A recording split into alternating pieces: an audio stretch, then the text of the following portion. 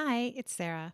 Brooke and I are taking a short break from recording new episodes to catch up on our reading lists and plan for the next season of Clued in Mystery.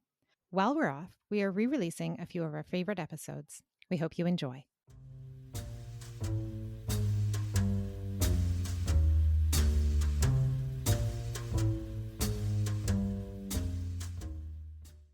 Welcome to Clued in Mystery.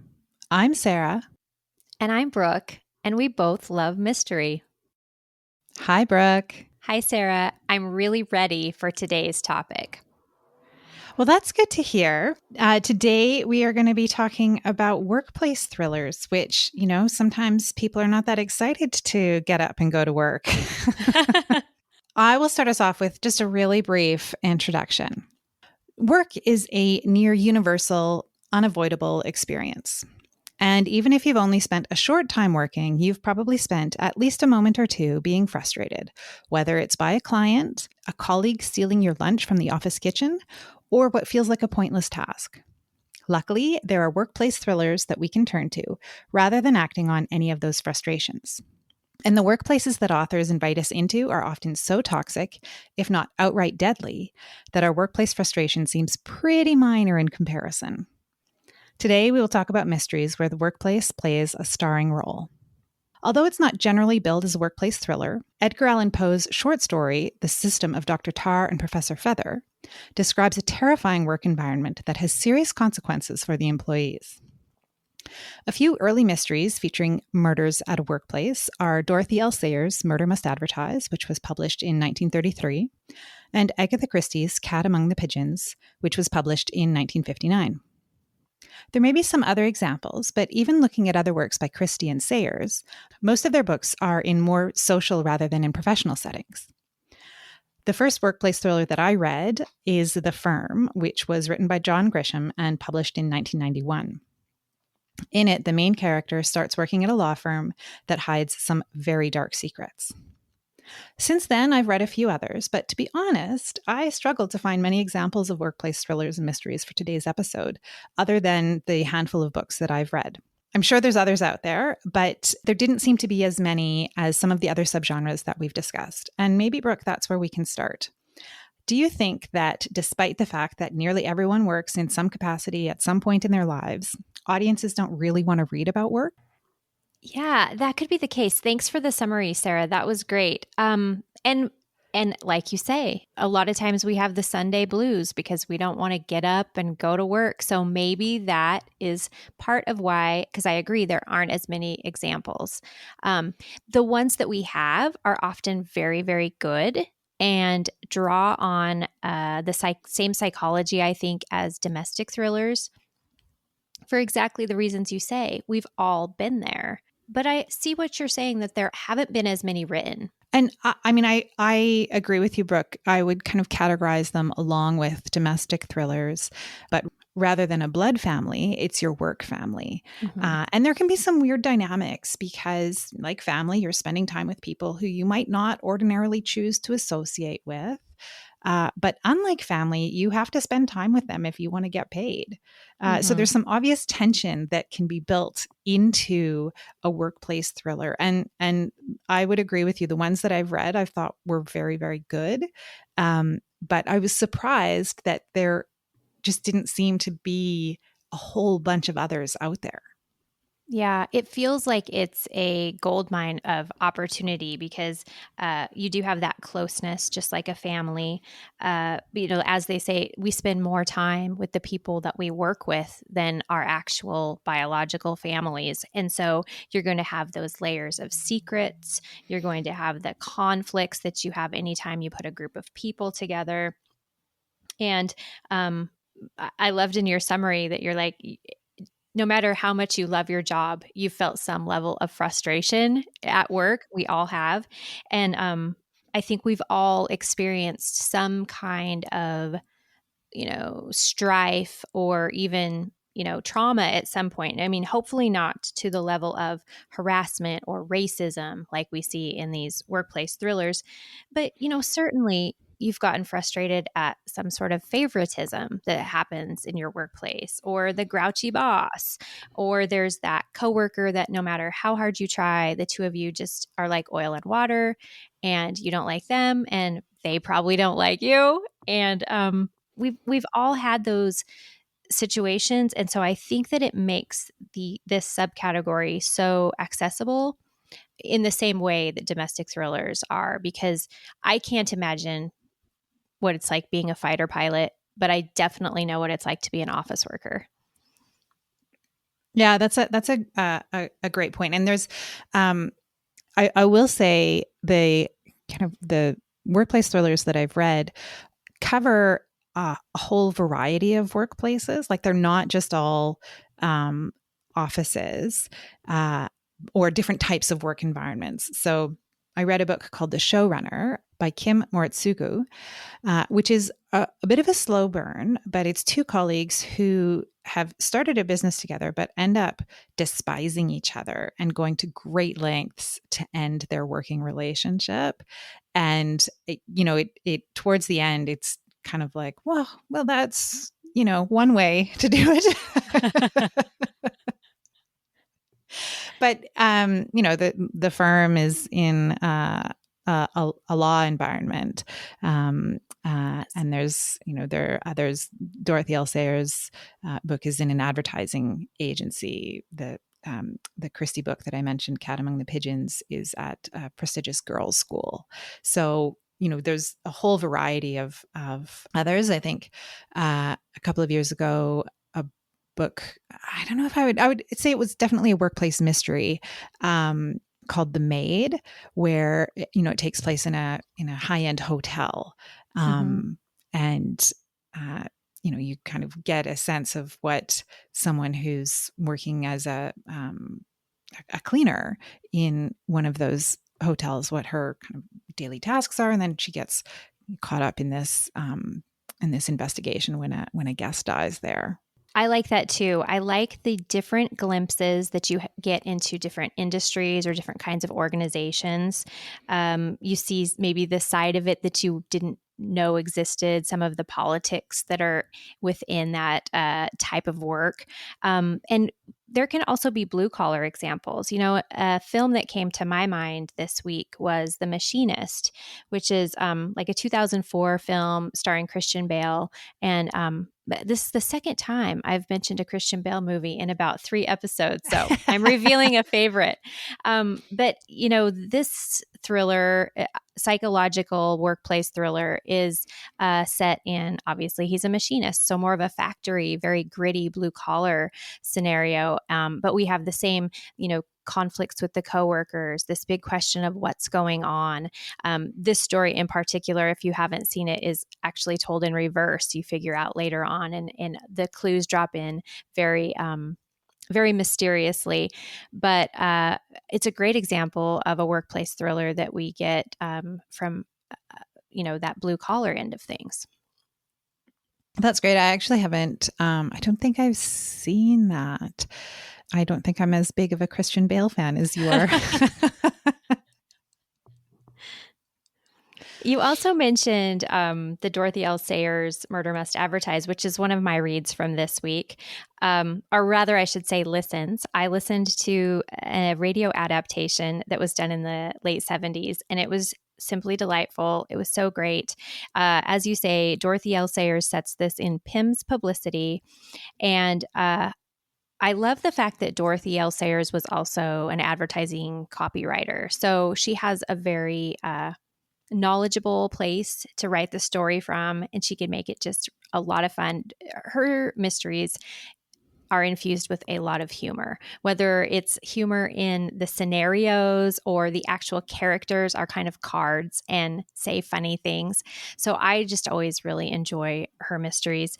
This one was the same way, and it was sort of poking fun at the idea of a mystery happening in a office setting. At one point there's a corpse on the conference table, and you just had to kind of get a chuckle from that. But it was a great early example of a workplace thriller, and I thought it was really well done. Yeah, I've read that as well. And I actually read something about that. It's one of her least favorite books that she wrote. I saw an interview from her around that time, and that she was kind of frustrated during the writing of it because it wasn't what she wanted to be working on at the time or something along those lines. So yeah, I found that interesting as well because I really enjoyed it, and I enjoyed the little ways she infused, there's even some jingles in it that were apparently spin-offs of jingles that she had written for advertising campaigns. Another kind of office-based thriller that I read, and this was a while ago, is The Circle by Dave Eggars. And so this is a social media company, and the main character becomes very sucked into kind of the corporate culture of this organization, and it's pretty dark. What I didn't realize is there was actually a sequel that was published in 2021 titled The Every. So I think I might check that out and kind of see. I might have to go back and read The Circle because I read it probably 9 or 10 years ago. I think it came out in 2013. So I might have to reread that and then read The Every and see what's changed. I think, certainly a lot has changed in terms of how we use social media in the last decade, but and so that may be something that comes through in this sequel. Yeah, how interesting. The world has changed dramatically in that category overall, but in that category, especially in 10 years. So, kind of a challenge to take on a new or a sequel, I should say, in that social media topic. Another book that I read to prepare for today was The Coworker. This is the brand new Freida McFadden book. It came out in August 2023. And although I don't know that it was one of my favorite reads from lately, I love the tagline because I think that it encapsulates this subgenre so well. The tagline is, "You see her every day, but do you really know her?" And that's the Ooh. crux of it, right? Yeah. I'm just kind of reflecting on my own work experience and how, and maybe this is just because, we're no longer going into the office. We're almost exclusively working from home. But I do feel like there's uh, I'm missing out on that, knowing my colleagues in a different way. Because, we have meetings and we talk and we talk every day, but we don't get a lot of that, little snippets of people's lives that you might get if you bump into them when you're getting a coffee from the lunchroom or whatever. Yeah, the human part of work, because it does fulfill a big part of our lives. I mean, as I said at the beginning, we spend generally more time with those people than our own, family. And I know for myself, my coworkers fulfilled a lot of my social life, especially as, a young married person. My husband and I were both very busy in our jobs. And that was a really big part of my life. Many of my friends came from that circle. So I imagine these days, with so many people working remotely, that has really changed the landscape of the workplace. But you're less likely to get involved in a murder mystery if you're only visiting on screen. Exactly. But so this just reminds me, Brooke, of a movie by Sandra Bullock, I think from the 1990s. And I had to look it up, called The Net. And this is where she's a remote worker well before Mm-hmm. this was a common thing. But she gets wrapped up into something involving her coworkers. If I remember that film correctly, it's been several years since I've seen it. Right, because she has information to so much data and she somehow learns. So I Yes. guess my theory should stand corrected. In our world of being, so digitally connected, you really could learn something that starts a whole workplace thriller remotely. Yeah. And it would be interesting to uh, see when now where working remotely is so prevalent, what might that look like? Right. I see a large opportunity for someone to take this topic and write a workplace thriller about a group of remote workers. And speaking of taking the workers outside of the workplace, I think that Ruth Ware does this really nicely in her novel One by One, because this is a corporate retreat. So 8 coworkers are their company is leveling up. They're about to go public, and so they want to kind of celebrate and mastermind together. And they're going off to this winter ski chalet, and it's supposed to be this posh vacation setting, but somebody's there that they can't trust. And it's a great workplace thriller, but offsite. Oh, I like that. So I haven't read that, but I think it sounds like it really plays on the theme of feeling trapped if they're, in a remote location. And I think as a worker, you can often feel trapped because, you've got to do this job so that you can pay the rent or pay your mortgage or, eat.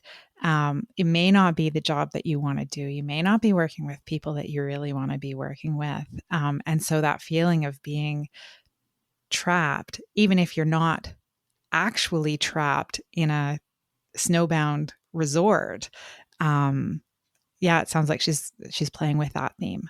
Yeah, that's a great metaphor for that. And I also remember feeling a familiar feeling of, what it's like when these are your coworkers that you're used to being in your office space setting, or whatever industry you're in. But then if you like had to have a barbecue at one of their houses, for instance, it just feels weird to be outside of the appropriate setting with this group of people, and no one really knows how to act or interact. Yeah. And I remember feeling that when I was reading the book, like, yeah, it's awkward because now you're on vacation sort of with these people, and it was uncomfortable right from the start. So it's a great one. Well, and that sounds like there's some good opportunities to explore as well. Because I've been on work trips, like where it was a whole company retreat, and yeah, it can be, particularly if you're not the most outgoing person, that can be a pretty uncomfortable situation. And I'm reminded of, I went to a spa, and there were a bunch of colleagues that were there, not my colleagues, but like this work group that had gone together to this spa. And I thought, like, I'm not sure that that's the environment that I want to be with my colleagues in. I thought it was a really interesting choice. But again, a pretty good setup for a thriller, for a workplace mystery. A great setup. Absolutely.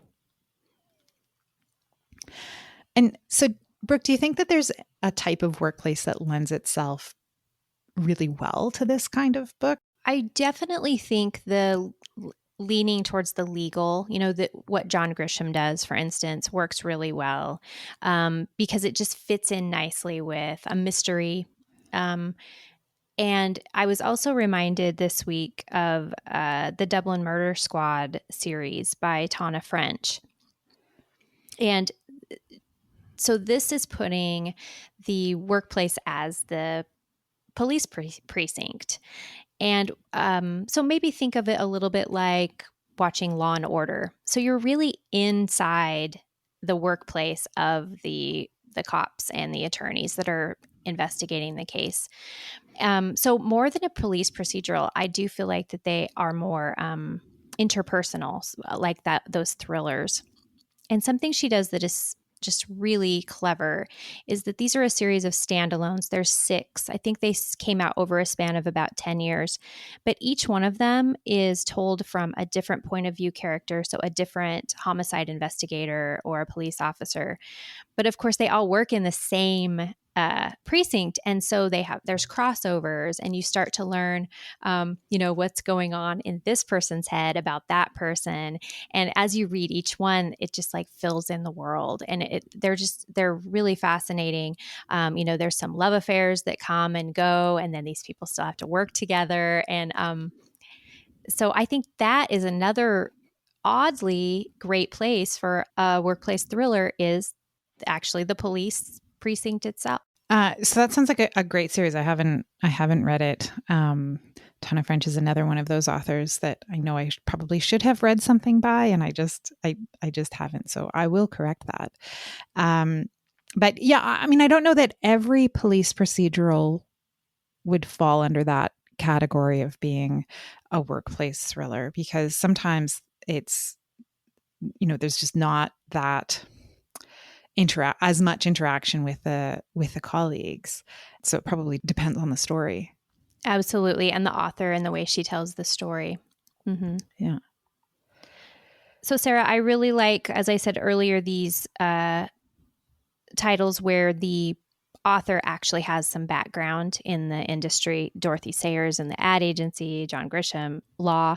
So jumping off from that, if you were going to write a workplace thriller, where would you set yours? Ooh, I don't know. I have been pretty fortunate in that I have not had terrible work experiences. So I'm not sure that I would have to really think about how I would base it on my own experiences. But there are a couple of examples of real life workplace thrillers. I was reminded of a story that I read where a colleague had been poisoning another colleague's water bottle because they were frustrated. And this is real life, right? So I Googled, colleague poison water bottle, and a couple of stories came up, one happening in Canada, one happening in the US, and I'm sure there's others. So that premise of poisoning someone's water bottle, that may be something that I would use if I was writing a workplace thriller.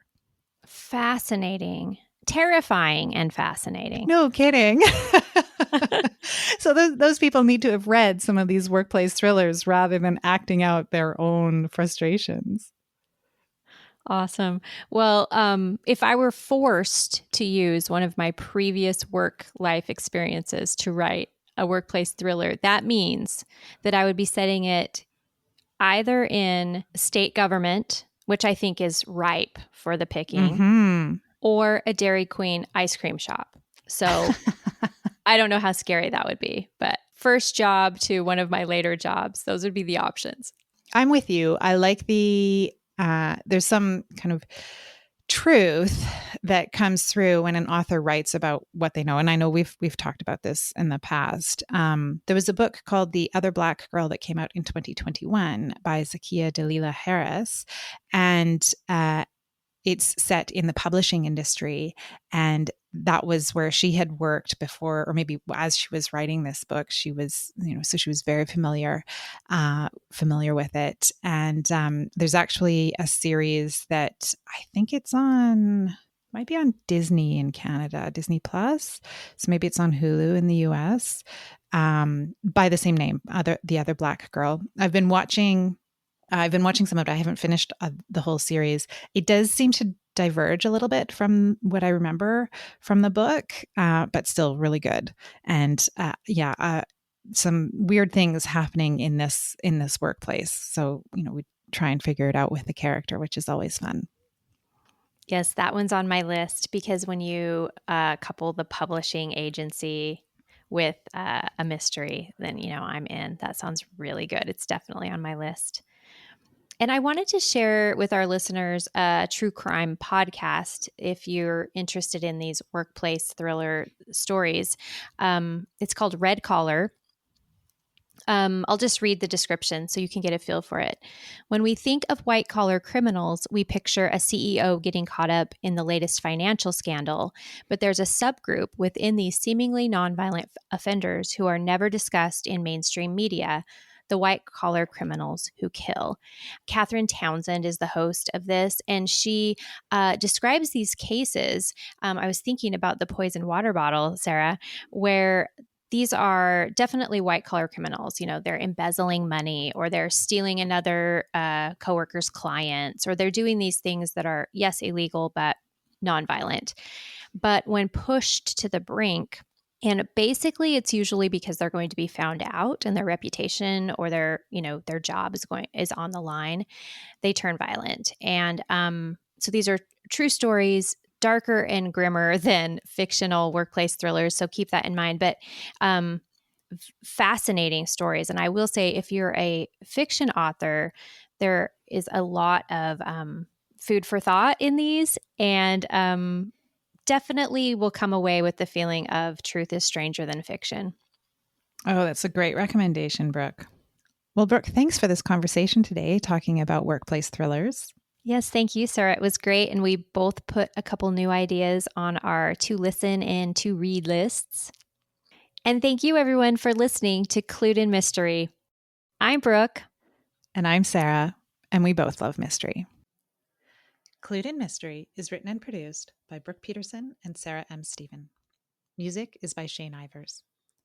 If you liked what you heard, please consider telling a friend, leaving a review, or subscribing with your favorite podcast listening app. Visit our website to sign up for our newsletter, The Clued In Chronicle, and get mystery news, podcast updates, and bonus episodes. We're on social media at Clued In Mystery.